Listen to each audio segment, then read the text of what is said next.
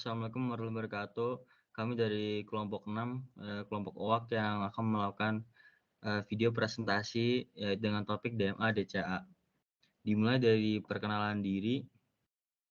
Ini anggota kelompok kami dimulai dari Muhammad Raja Fadil, lanjut dengan Kans Alif Arya Putra, dilanjut dengan saya Hasdran Saputro, dilanjut dengan Nabil Razaki Herman, Farel Amir Tairbah, Muhammad Farhan Hafiz A. Tik, dan Adam Faris Al-Abiyu. Kepada slide pertama dipersilakan Mas Raja. Oke, di slide pertama ini kita akan membahas tentang pengertian DMA. DMA yaitu Direct Memory Access adalah suatu teknologi yang digunakan dalam sistem komputer untuk memungkinkan perangkat keras seperti kartu grafis, kartu suara, controller jaringan, atau perangkat penyimpanan seperti hard disk atau SSD untuk mengakses memori sistem secara langsung tanpa melibatkan CPU. Dalam sistem komputer yang menggunakan DMA, transfer data yang biasanya diatur oleh CPU dapat diambil alih oleh DMA controller. DMA controller bertanggung jawab untuk mengontrol pengiriman data antara perangkat keras dan memori dan dapat melakukan operasi transfer data dalam jumlah besar dan sering tanpa membebani kinerja CPU. Lanjut.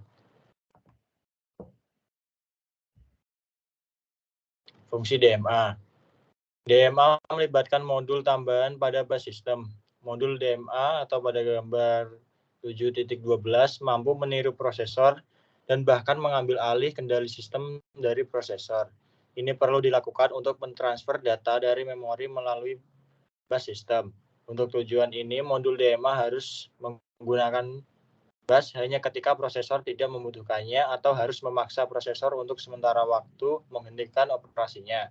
Teknik terakhir lebih umum dan disebut sebagai cycle stealing, karena modul DMA pada dasarnya mencuri siklus bus.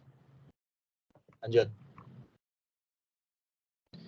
Ketika prosesor ingin membaca atau menulis blok data, ia mengeluarkan perintah ke modul DMA dengan mengirimkan informasi berikut ke modul DMA. Yang pertama, apakah permintaan baca atau tulis yang diminta menggunakan garis kontrol baca atau tulis antara prosesor dan modul DMA. Kedua, alamat perangkat input-output yang terlibat dikomunikasikan pada jalur data. Yang ketiga, lokasi awal di memori untuk dibaca atau ditulis disampaikan melalui jalur data dan disimpan oleh modul DMA dalam register alamatnya. Yang terakhir, jumlah kata yang akan dibaca atau ditulis juga disampaikan melalui jalur data dan disimpan dalam register hitung data.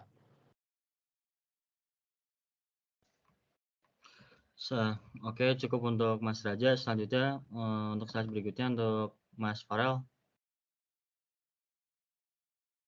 Prosesor kemudian melanjutkan pekerjaannya yang lain. Ia telah menyerahkan operasi input dan output ini ke modul DMA. Modul DMA mentransfer seluruh blok data satu kata pada satu waktu secara langsung dari atau ke memori tanpa melalui prosesor. Ketika transfer selesai, modul DMA mengirimkan sinyal interrupt ke prosesor. Dengan demikian, prosesor hanya terlibat pada awal dan akhir transfer. Gambar 7.13 menunjukkan di mana ada siklus instruksi prosesor dapat ditangguhkan. Dalam setiap kasus, prosesor ditangguhkan tepat sebelum ia perlu menggunakan bus. Kemudian, modul DMA mentransfer satu kata dan mengembalikan kendali ke prosesor. Perlu dicatat bahwa ini bukanlah interrupt. Prosesor tidak menyimpan konteks dan melakukan sesuatu yang lain. Sebaliknya, prosesor berhenti selama satu siklus bus. Efek keseluruhan adalah menyebabkan prosesor berjalan sangat lambat.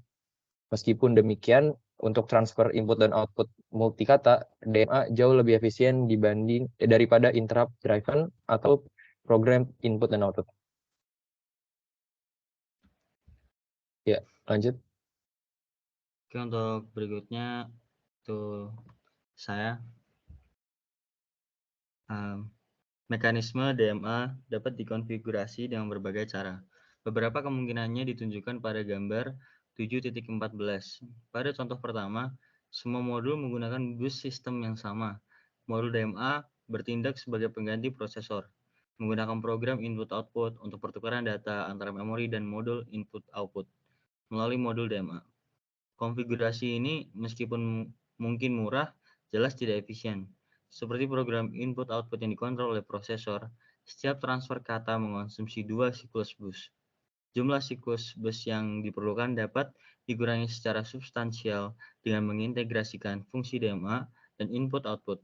Seperti yang ditunjukkan pada gambar 7.14b, ini berarti bahwa ada jalur antara modul DMA dan satu atau lebih modul input-output yang tidak melibatkan bus system. Lanjut. Logika DMA sebenarnya dapat menjadi bagian dari modul input-output, atau mungkin menjadi modul terpisah yang mengontrol satu atau lebih modul input-output. Konsep ini dapat diambil satu langkah lebih jauh dengan menghubungkan modul input-output ke modul DMA menggunakan bis input-output, yaitu gambar 7.14c. Ini mengurangi jumlah antarmuka input-output dalam modul DMA menjadi satu dan menyediakan konfigurasi yang mudah diperluas. Dalam kedua kasus ini, gambar 7.14b dan 7.14c, base system yang digunakan oleh modul DMA bersama dengan prosesor dan memori yang hanya digunakan oleh modul DMA untuk bertukar data dengan memori. Pertukaran data antara modul DMA dan input-output dilakukan di luar base system. Untuk slide selanjutnya dipersilakan untuk Mas Kans. Oke, Intel 8237A DMA Controller. Intel 8237A berhubungan dengan keluarga prosesor 80x86 dan memori DRAM untuk menyediakan kemampuan DMA. Gambar 7.15 menunjukkan lokasi modul DMA. Ketika modul DMA perlu menggunakan bus system seperti data, alamat, dan kontrol untuk mentransfer data, ia akan mengirimkan sinyal yang disebut hold ke prosesor. Prosesor memberikan respons dengan sinyal HLDA atau hold acknowledge, menunjukkan bahwa modul DMA dapat menggunakan bus tersebut. Lanjut.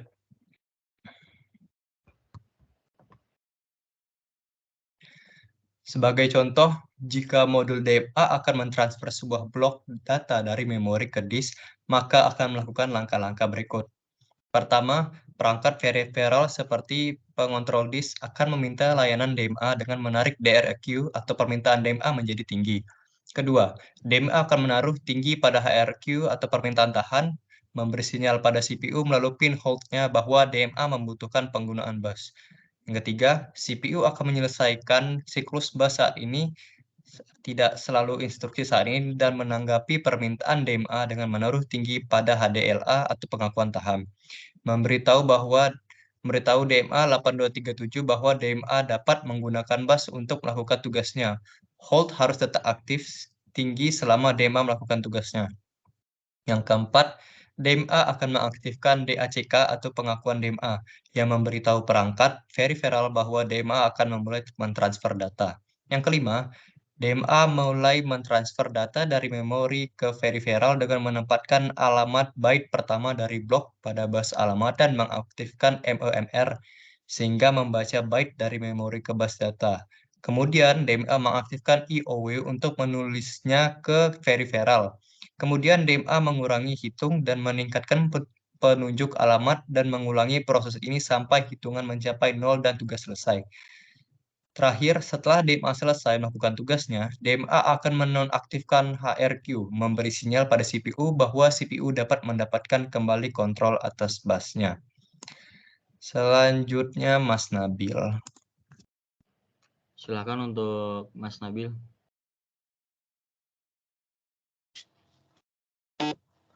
Ketika DMA menggunakan bus untuk mentransfer data, prosesor sedang tidak aktif. Demikian juga ketika prosesor menggunakan bus, DMA tidak aktif. DMA 8237 dikenal sebagai pengontrol DMA flyby. Ini berarti data yang dipindahkan dari satu lokasi ke lokasi lain tidak melewati chip DMA dan tidak disimpan di dalam chip DMA. Oleh karena itu, DMA hanya dapat mentransfer data antara sebuah port I/O dan alamat memori, dan tidak antara dua port I/O atau dua lokasi memori. Namun, seperti yang dijelaskan selanjutnya, chip DMA dapat melakukan transfer memori ke memori melalui register. Intel 8237 berisi 4 saluran DMA yang dapat diprogram secara independen, dan saluran manapun dapat aktif pada setiap saat. Saluran ini dinomori 0, 1, 2, dan 3. Selanjutnya untuk Mas Farhan. Nah, jadi Intel 8237 ADMA controller memiliki seperangkat 5 register kontrol atau perintah untuk memprogram dan mengontrol operasi DMA pada salah satu salurannya. Lebih jelasnya ada di tabel di sebelah kanan.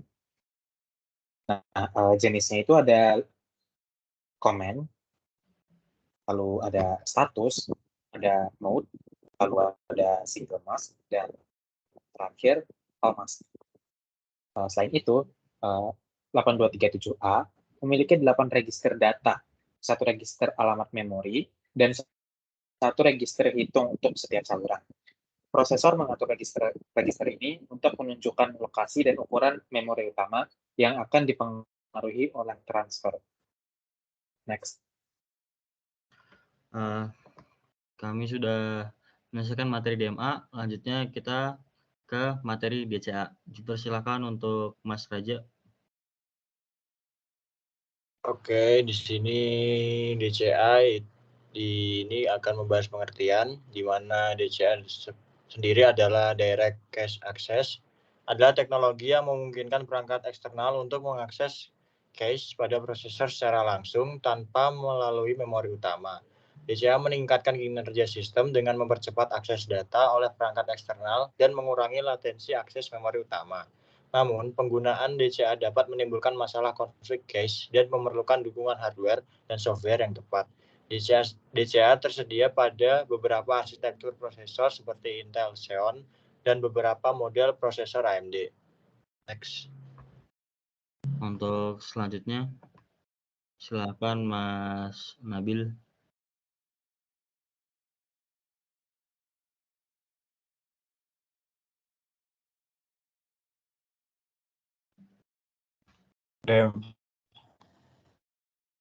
DMA using shared last level. DMA menggunakan shared last level cache dan teknik yang memungkinkan perangkat DMA untuk mengakses cache level terakhir pada prosesor secara langsung. Teknik ini dapat meningkatkan performa transfer data antara perangkat DMA dan memori utama. Perlu mentransfer data ke atau dari memori utama, ia harus melalui bus sistem dan controller memori prosesor. Proses ini dapat menyebabkan latensi yang signifikan dan menurunkan performa sistem secara keseluruhan. Namun dengan DMA menggunakan shared last level cache, perangkat DMA dapat melewati bus sistem dan mengakses cache level terakhir prosesor secara langsung. Dengan memanfaatkan cache level terakhir, DMA menggunakan shared last level cache dapat mengurangi latensi transfer data dan meningkatkan performa sistem secara keseluruhan. Perangkat DMA dapat menyimpan data di dalam cache dan prosesor dapat mengaksesnya tanpa harus mengakses memori utama. Teknik ini juga mengurangi beban pada prosesor dan meningkatkan efisiensi energi sistem. Cukup dari Mas Nabil, selanjutnya kepada Mas Farel. Pada operasi DMA tradisional, data-data ditransmisikan secara antara main memory dan sebuah perangkat input-output dengan perantara struktur interkoneksi sistem. Pada contoh arsitektur Xeon E526004600 yang menggunakan teknik tradisional DMA, output diproses sebagai berikut. Sebuah input-output driver yang dijalankan pada core akan mengirim komen input-output kepada input-output controller, diberi label PCIe pada gambar, dengan lokasi dan ukuran buffer pada main memory yang memuat data untuk ditransfer. Input-output controller mengeluarkan permintaan untuk membaca main memory yang akan diarahkan ke memory control hub MCH, yang akan mengakses data pada DDR3 memori dan menaruhnya pada sistem ring delivery ke input-output controller. Untuk input, data datang dari input-output controller dan diantarkan kepada sistem ring ke MCH dan menuliskan data pada main memory. MCH juga harus invalidasi sembarang L3 cache line yang sesuai dengan lokasi memori yang telah diperbarui. Ya, next. Dilanjutkan oleh saya menjelaskan protokol lalu lintas data masuk. Yang pertama ada paket datang. Yang kedua ada DMA. Yang ketiga ada NIC menginterupsi host. Yang keempat ada menerima deskriptor dan header. Yang kelima ada case miss terjadi. To miss happen. 6 ada header diproses. Dan 7 ada payload di transfer. ke protokol selanjutnya, yaitu protokol lalu lintas data keluar. Yang pertama ada transfer paket diminta, yang kedua ada paket dibuat, yang ketiga ada operasi output dikeluarkan, dan yang keempat transfer DMA, sinyal selesai dari NIC, driver membebaskan buffer. Untuk selanjutnya dipersilakan kepada Mas Kans. Oke, strategi DCA mengefisiensikan penggunaan cache. Berbagai strategi telah diusulkan agar membuat penggunaan cache lebih efisien untuk input-output jaringan. Strategi yang paling sederhana salah satunya adalah yang diimplementasikan sebagai prototipe pada angka Intel Xeon Processor antara tahun 2006 hingga 2010. Bentuk DCA ini hanya diterapkan pada lalu lintas jaringan datang.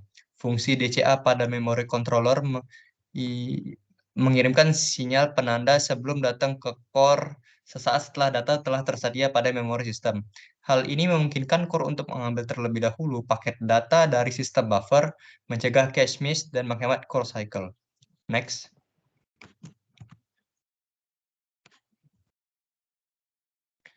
Strategi DCA mengefisienkan penggunaan cache.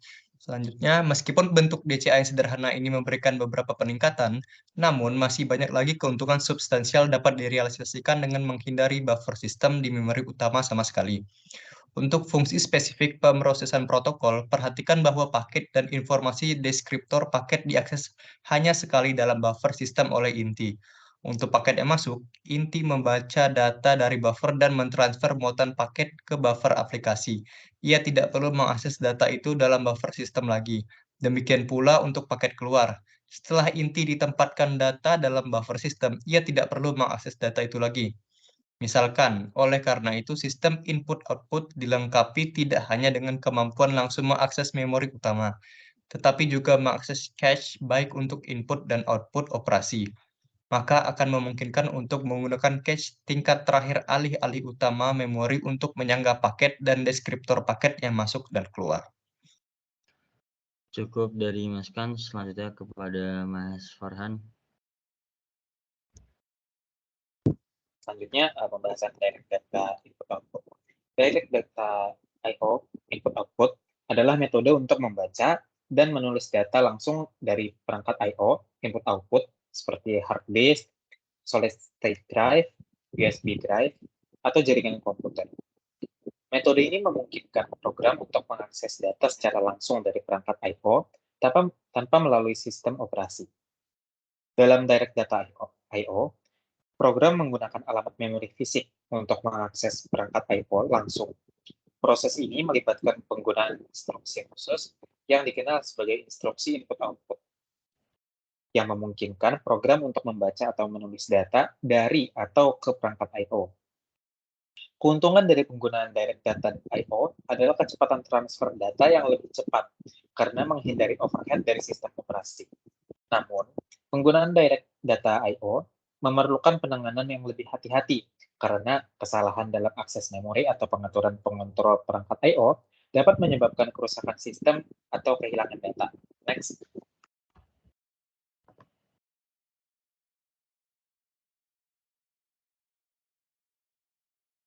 Intel Direct Data I/O (DDI/O) diimplementasikan pada semua keluarga prosesor Xeon E5.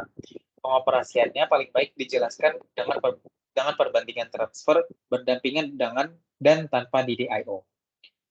Gambar 7.17a di samping kanan menunjukkan langkah-langkah yang terlibat dalam operasi DMA. 1. NIC memulai penulisan. Lalu, kedua, kemudian NIC menginvalidasi jalur cache yang sesuai dengan buffer sistem. Lalu selanjutnya, operasi DMA akan dilakukan dengan menyimpan paket langsung ke memori utama. Dan yang terakhir, setelah inti yang sesuai menerima sinyal interupsi DMA, inti dapat membaca data paket dari memori melalui cache.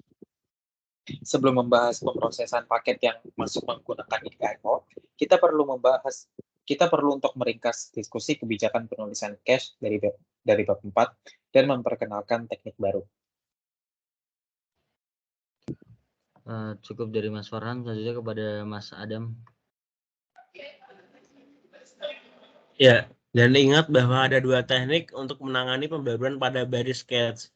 Yang pertama, ada write rock, yaitu semua operasi penulisan dilakukan pada memori utama dan juga cache, memastikan bahwa memori utama selalu valid.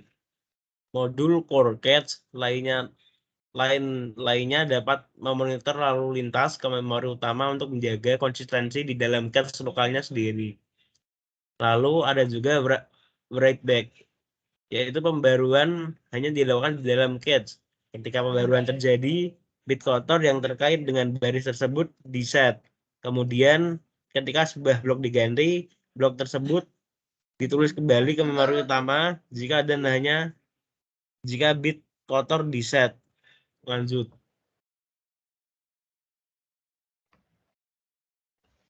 DDIO menggunakan strategi tulis kembali dalam cache L3. Operasi penulisan cache mungkin mengalami cache miss yang ditangani oleh salah satu dari 2 strategi berikut. Yang pertama, ada write allocate, yaitu baris yang diperlukan dimuat ke dalam cache dari memori utama. Kemudian, baris dalam cache diperbarui oleh operasi tulis. Skema ini adalah biasanya digunakan dengan metode tulis kembali. Lalu, ada metode non-write allocate, yaitu blok dimodifikasi secara langsung di memori utama. Tidak ada perubahan yang dilakukan pada cache. Skema ini biasanya digunakan dengan write rock method. Lanjut slide. Cukup dari Mas Adam. Sekian dari video presentasi kami kelompok 6. Mohon maaf apabila ada kesalahan. Terima kasih. Matur suwun. Assalamualaikum warahmatullahi wabarakatuh. Waalaikumsalam warahmatullahi wabarakatuh. Waalaikumsalam warahmatullahi wabarakatuh.